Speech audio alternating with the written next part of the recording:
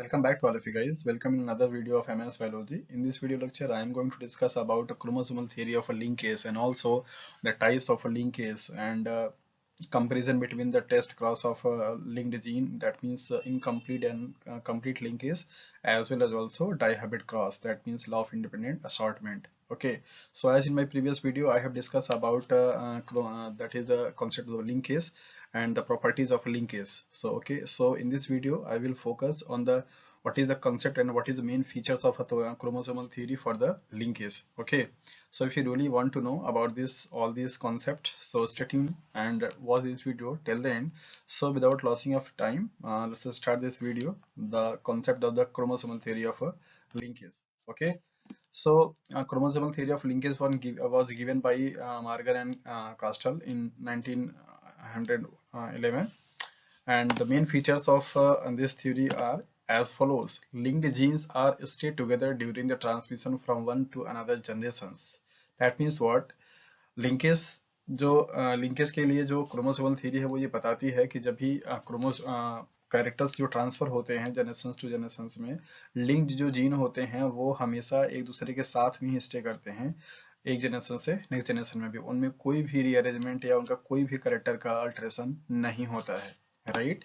Next, link genes occurs on the same chromosomes. जैसा कि आपको पहले भी बता चुका हूँ कि लिंक जीन्स बेसिकली जो होते हैं वो सेम क्रोमोसोम पे पाए जाते हैं। ओके, दैट इज वाई उनमें क्रॉसिंग ओवर या रिकॉम्बिनेशन की प्रोसेस नहीं होती है। Next, linked genes are arranged in a linear fashion over the chromosomes. Previous video में भी आपको बता चुका हूँ कि अगर आपका सपोज ये क्रोमोसोम्स है तो यहाँ पे बेसिकली जो जीन्स होंगे इनका अरेंजमेंट कुछ इस तरीके से क्या होता है, लीनियरली लाइक एस इस तरीके से अरेंज होंगे, राइट। तो ऐसे अरेंजमेंट को हम लोग क्या बोलते हैं, that is the linear arrangement, like that. तो सेम क्रोमोसोम पे पाए जाते हैं, इनका जो ट्रांसफर होता है वो भी ग्रुप में साथ साथ में होता है, कोई रीएसोसिएशन नहीं होता है, और लीनियर फैशन में क्या होते हैं, अरेंज होते हैं क्रोमोसोम पे, सेम क्रोमोसोम पे पाए जाते हैं। Each linked gene occupy specific place over the chromosomes. जैसा कि आपको यहाँ पे दिख रहा है कि सारे जीन्स का जो एक स्पेस होता है, दैट मीन्स लोकेशन होती है, वो यूनिक और फिक्स होती है, स्पेसिफाई होती है कि हाँ ये वाली जो जीन्स है वो यहाँ पे रहेगी, right.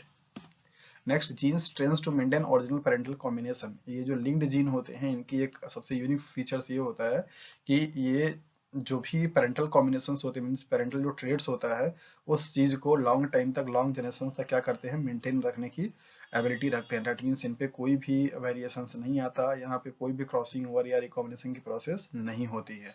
Okay, and crossing overs due to the weakness of linkage. Crossing over होने की पॉसिबिलिटी तब होती है जब दो जीन के बीच में जो लिंकेज की प्रोसेस है वो क्या हो जाए, वीकर हो जाए। दैट मीन्स दोनों जो जीन्स आपस में लिंक्ड हैं उनके बीच का डिस्टेंस अगर बढ़ जाएगा तो उस टाइम पे बेसिकली जो होगा लिंकेज की जो स्ट्रेंथ होगी वो क्या होगी, वीक हो जाएगी, और ऐसे केसेस में क्रॉसिंग ओवर पाए जाने की प्रोबेबिलिटी थोड़ी सी बढ़ जाती है, राइट। तो यही आपको दिखाया जा रहा है कि crossing overs occurs due to the weakening of a linkage. जब दो लिंक्ड जीन के बीच का जो स्ट्रेंथ होगा वो अगर वीकर होगा तो उस टाइम पे क्रॉसिंग ओवर की पॉसिबिलिटी क्या होती है, बढ़ जाती है। That means crossing over is inversely proportional to the linkage. अगर लिंकेज की स्ट्रेंथ कम होगी तो क्रॉसिंग ओवर क्या होगा, ज्यादा होगा, right. So these are the main features of the chromosomal theory of linkage, जिसमें कि आपको बताया गया कि जो लिंक्ड जीन होते हैं वो जनरेशन टू जनरेशन क्या होते हैं, साथ में ट्रांसफर होते हैं, उनमें कोई वेरिएशन नहीं होता, उनमें कोई क्रॉसिंग ओवर्स नहीं होती हैं, और ये सेम क्रोमोसोम से पाए जाते हैं। और इनमें इनका जो अरेंजमेंट होता है वो बेसिकली कैसा होता है, लीनियर होता है, राइट। दिस मीन्स एक लीनियर फैशन में क्या होंगे, अरेंज होते हैं। और ये अपनी जो प्रॉपर्टी होती है या इनके द्वारा कोड किए जाने वाले जो कैरेक्टर्स होते हैं वो कैरेक्टर्स वो लॉन्ग जनरेशन तक क्या करते हैं, मेंटेन करते हैं। दैट मीन्स जो पेरेंट्स में होगा वही एज इट इज उनके नेक्स्ट ऑफ स्प्रिंग जनरेशन में भी क्या होगा, ट्रांसफर हो जाता है। और क्रॉसिंग ओवर तब पाई जाती है जब दोनों लिंक्ड जीन के बीच में जो उनकी स्ट्रेंथ है वो क्या हो जाए, वो वीक हो जाए।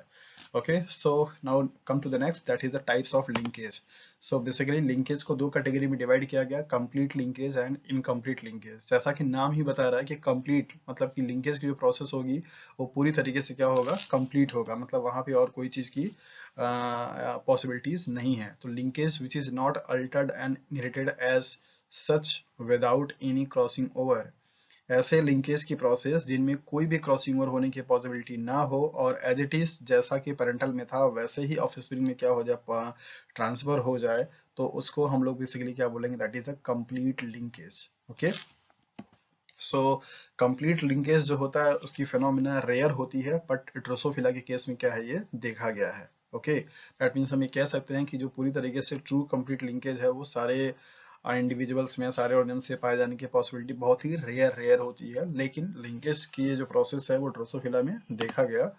और इनका जो फिनोटाइपिक रेशियो होता है टेस्ट क्रॉस का, वो क्या हो जाता है, दैट इज द 1:1। ध्यान रखिए, दो लिंक्ड जीन का आप लोग डाई हैबिट क्रॉस पढ़ करके आ चुके हैं, जैसा कि लॉ ऑफ इंडिपेंडेंट असॉर्टमेंट में पढ़ाया गया। वहां पे टेस्ट क्रॉस का जो रेशियो था वो कितना था, दैट इज 1:1:1:1, जबकि यहाँ पे जो दो लिंक आपस में पूरी तरीके से कंप्लीटली क्या है, लिंक्ड हैं, उनकी टेस्ट क्रॉस का रेशियो क्या होगा, 1:1। ओके, और जैसा कि ये स्टेटमेंट ही बताता है कि यहाँ पे जो भी प्रोजेनी होगी उसमें पूरा का पूरा करेक्टर किसका आएगा, दैट इज द पेरेंटल का आएगा, वहां पे कोई रिकॉम्बिनेंट करेक्टर आने की पॉसिबिलिटी नहीं होती है। Okay, so this is about the complete linkage. Incomplete linkage का मतलब ये हुआ कि basically this is the phenomena of occasional crossing over between the two homologous chromosomes, right. जब लिंकेज की जो प्रॉपर्टी है वो पूरी तरीके से मेंटेन ना हो, वहां पे क्रॉसिंग ओवर हो जाने की पॉसिबिलिटी हो जाए, that means known as the incomplete linkage. मतलब जहाँ पे दो जो जीन्स हैं, सपोज अगर ये दोनों जीन्स हैं और इन दोनों के बीच का स्ट्रेंथ थोड़ा सा वीकर हो, दैट मीन्स डिस्टेंस हो जाए, और इनका ये अपने होमोलॉगस क्रोमोसोम के जीन के साथ में क्या हो जाए, क्रॉसिंग ओवर में पार्टिसिपेट कर लें, तो उसे हम लोग क्या बोलते हैं, that is the incomplete linkage. जैसा कि आपको पता है कि दो होमोलॉगस जो क्रोमोसोम्स होते हैं उनके नॉन सिस्टर क्रोमैटिड्स के बीच में क्या होता है, आपका क्रॉसिंग ओवर होता है।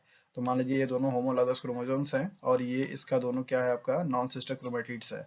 तो एक जीन आपका लिंकेज वाला यहाँ प्रेजेंट है और एक जीन लिंकेज वाला यहाँ प्रेजेंट है, तो अगर इन दोनों में पॉसिबिलिटी बन जाती है क्या, क्रॉसिंग ओवर हो जाने की, तो उसको हम लोग क्या बोलेंगे, that is the incomplete linkage. तो नाम ही बता रहा है कि incomplete linkage means occasional crossing over between the two homologous chromosomes. Crossing over normal जो होती है उसकी बात नहीं हो रही है, लिंक्ड जीन में ओकेजनली होता है, कभी कभार होती है, तो उसको हम लोग क्या बोलेंगे, इनकम्प्लीट लिंकेज।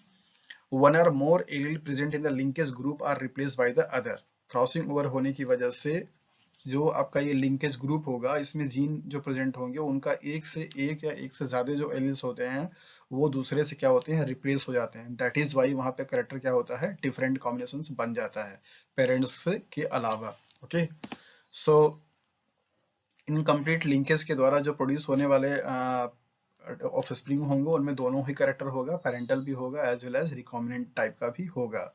यहाँ से सवाल आपका बनता है कि अगर इनकम्प्लीट डोमिनेंस अगर हो रहा है तो पेरेंट्स से ट्रांसफर होने वाले जो कैरेक्टर्स होते हैं उनमें कितना परसेंट आपका रिकॉम्बिनेंट का होगा, कितना परसेंट आपका पेरेंटल का होगा। तो उसके लिए हमारे पास यहाँ पे इंफॉर्मेशन है कि percentage of the parental type is more than 50%।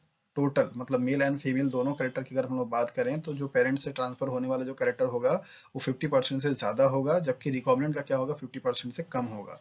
और यहाँ पे ईच पेरेंट्स का अगर पूछा जाएगा तो बेसिकली क्या हो जाएगा, मोर देन 25%।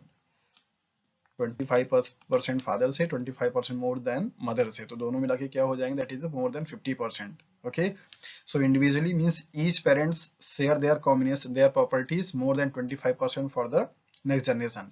सो कम्युनिटी जो हो जाएगा बेसिकली क्या होगा, more than 50% for the parental and less than 50% for the recombinant. तो जो इनकम्प्लीट लिंक से बनने वाले प्रोजेनी होंगे उनमें आपको वेरिएशंस, मतलब उस स्टेट में जो कि लिंक्ड जीन के द्वारा कोड किया जा रहा था उनमें वेरिएशंस आपको देखने को मिलेगा। So this is the concept of the incomplete linkage. phenotypic ratio of a test across of incomplete linkage is, ये नोट करने वाले पॉइंट्स हैं, दैट इज 9:1:1:8। ओके, सो ये दोनों फिनोटाइपिक रेशियो आपको ध्यान में रखना होगा और ये एग्जाम में आपसे पूछे भी जाते हैं कि कंप्लीट लिंकेज होगा तो वहां पे फिनोटाइपिक रेशियो टेस्ट क्रॉस का क्या होगा, और अगर इनकम्प्लीट होगा तो टेस्ट क्रॉस का रेशियो क्या होगा। तो इस तरीके से आप इसको देख सकते हैं। तो